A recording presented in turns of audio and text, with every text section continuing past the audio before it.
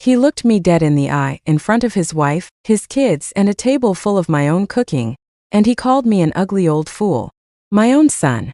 The boy I raised alone after his father left, the boy whose fevers I sat up with, whose little league games I never missed, whose college tuition I paid out of a waitress's tips saved up over 18 years.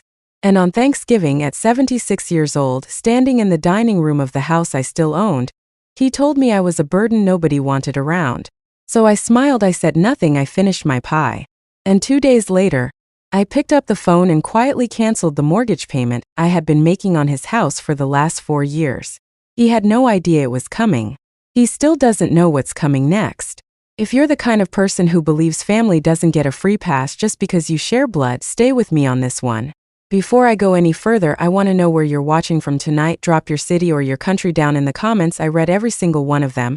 And if this story is speaking to you already, go ahead and hit that like button and subscribe, because where we're headed next, you are not going to want to miss it.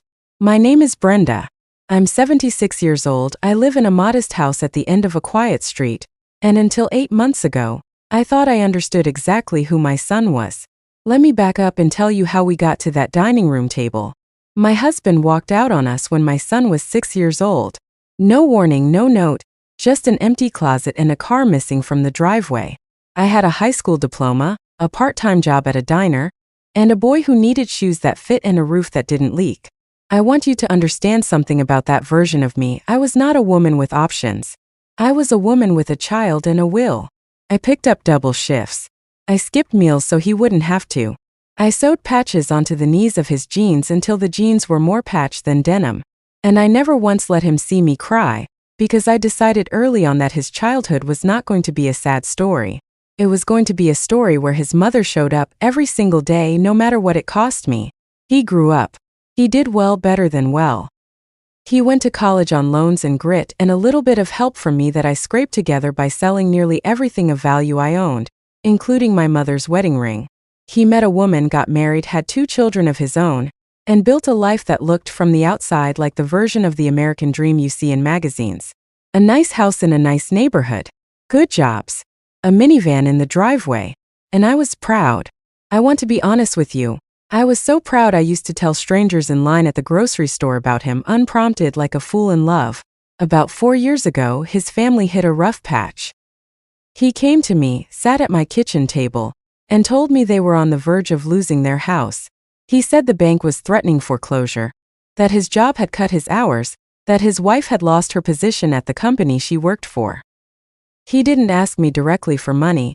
He was too proud for that, or so I thought at the time. But he laid it all out in front of me like a man laying out his wounds for a nurse to see. And I did what I have always done. I offered to help. I didn't have piles of cash sitting around. What I had was equity in my own home, built up over decades of paying down my mortgage early, living beneath my means, driving the same car for 15 years so I could sock money away instead. I took out a portion of that equity, and I began quietly covering his mortgage payment every single month. Not loudly. Not with fanfare. I never told his children. I never told the neighbors. I set up an automatic transfer from my account to his, and every month, like clockwork, I made sure that family kept their roof over their heads. For 4 years, I did this without complaint.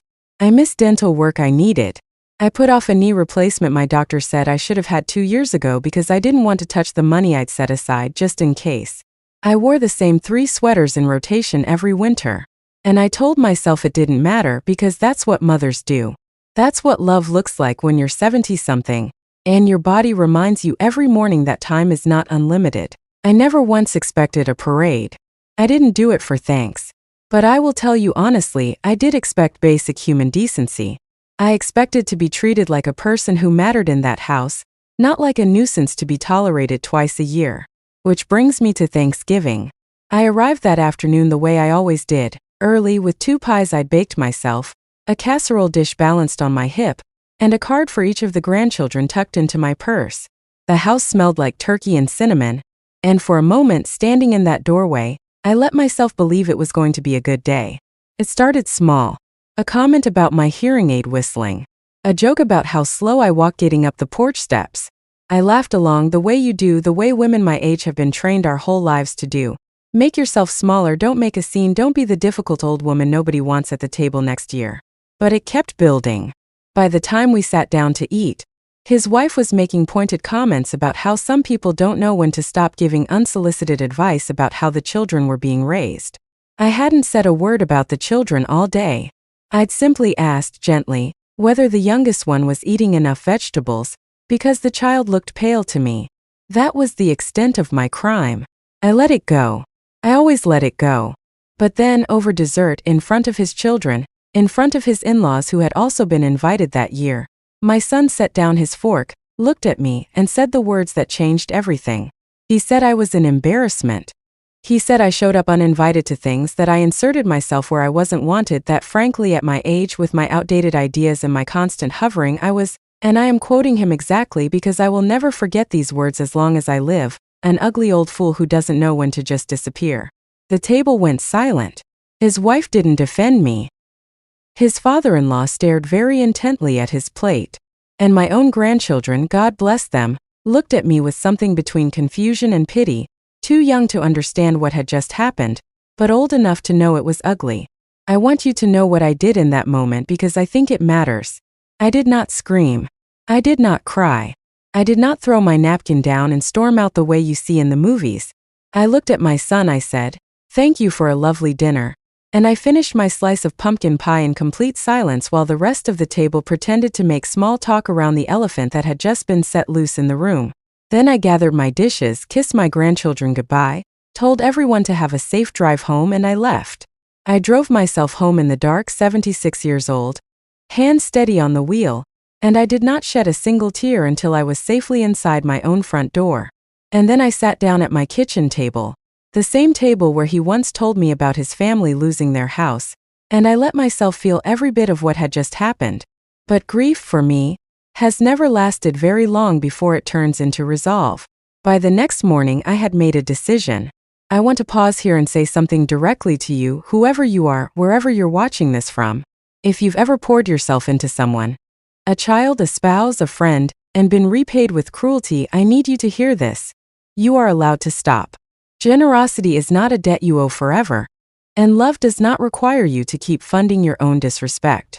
That lesson took me 76 years to learn, and I am giving it to you today for free.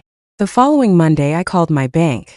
I canceled the automatic transfer that had been quietly paying his mortgage for 4 straight years. I didn't call to tell him. I didn't send a letter.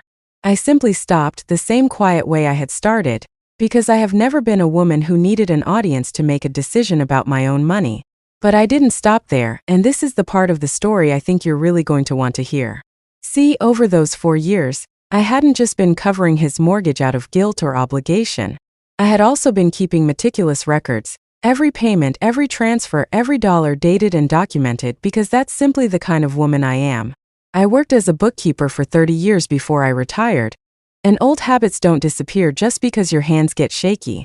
I had 4 years of proof, sitting in a folder in my filing cabinet, that I had single-handedly kept a roof over my son's family's heads while he sat across from me at a holiday table and called me an ugly old fool in front of his children. I also want to tell you something my son didn't know, something none of them knew. About 6 years ago, before any of this mortgage trouble ever started, I had gone to a lawyer and updated my will. At the time, everything, my house, my modest savings, the small life insurance policy I'd carried since I was 40, was set to go to him and his children in equal measure, because that is what you do when you love someone, when you believe the love is mutual, when you trust that the person you raised will remember someday everything you sacrificed to raise him. The week after Thanksgiving, I called that same lawyer. I told her what had happened plainly, without embellishment, because I didn't need to embellish it. The truth was damning enough on its own. And I told her I wanted to make some changes. We didn't rush it. We took our time, the way you should with decisions like this. Over the following weeks, I restructured everything. The portion that would have gone to my son directly, I redirected into an irrevocable trust set up specifically for my grandchildren's education, administered by a trustee who is not related to my son by blood or by marriage, so that he could never touch it, influence it, or borrow against it, no matter how convincing his sob story might someday become. My grandchildren would still be provided for. They had done nothing wrong. But their father would never again see a cent of what I'd built pass directly into his hands. And the house, my house, the one I still owned outright after paying it off years ago, I sold the equity line I'd used to fund his mortgage payments, closed that chapter completely, and used what remained of my resources to do something I had wanted to do for years but never allowed myself because I was always too busy taking care of everyone else first. I put a deposit down on a small, sunny condominium near a lake 2 hours from where I used to live, in a community full of women exactly like me. Women who had given everything to their families and were finally choosing themselves. I sent my son one letter. Not an email, not a text message, a letter handwritten because some things deserve the weight of real paper and real ink. I told him that I loved him, that I would always love him, because that is simply a fact of biology and history that doesn't disappear no matter how cruel a person becomes. But I told him that love does not obligate me to fund his mortgage while he calls me an ugly old fool at his own dinner table. I told him the automatic payments had stopped, that they would not resume, and that he should not expect a phone call explaining myself further, because I had already explained myself quite clearly, for years ago, in every payment I made without ever once asking him to say thank you. I told him about the trust for the children so he would understand that his cruelty had cost him something real and permanent, not just an argument that would blow over by Christmas. And I told him where I was moving, though I did not give him the address because some doors, once you walk through them, are meant to close behind you. I mailed that letter on a Tuesday. I did not wait by the phone for a response. I did not check my email obsessively the way I might have a year earlier. I made myself a cup of tea, and I began packing boxes for my new life. He did eventually call. Several times, actually over the following weeks, each message a little more desperate than the last. First anger. How dare I, after everything he'd been through, pull the rug out from under his family without warning? Then, when anger didn't move me, there came the apologies, hollow and rushed, the kind of apology that exists only to reopen a closed wallet rather than to genuinely repair a wound. Then, finally, silence, which told me everything I needed to know about which version of that apology had been real. I am not going to sit here and tell you it didn't hurt. Of course it hurt. He is my son. I carried him, I raised him, I loved him before he ever had the ability to love me back. But I want you to understand something important about pain like this. You can hold grief and self-respect in the very same hand.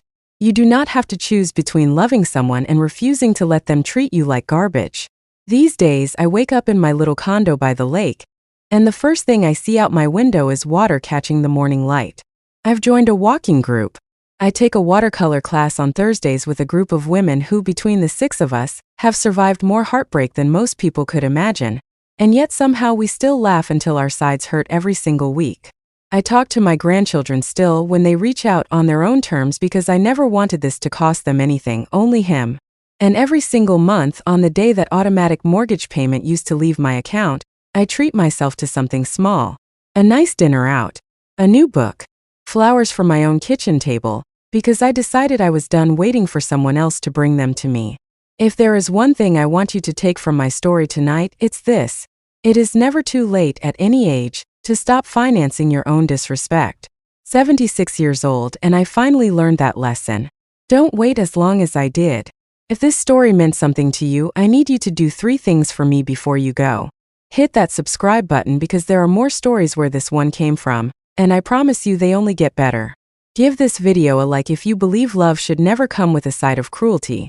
And down in the comments, tell me where you're watching from tonight and tell me, has anyone in your own family ever mistaken your kindness for weakness?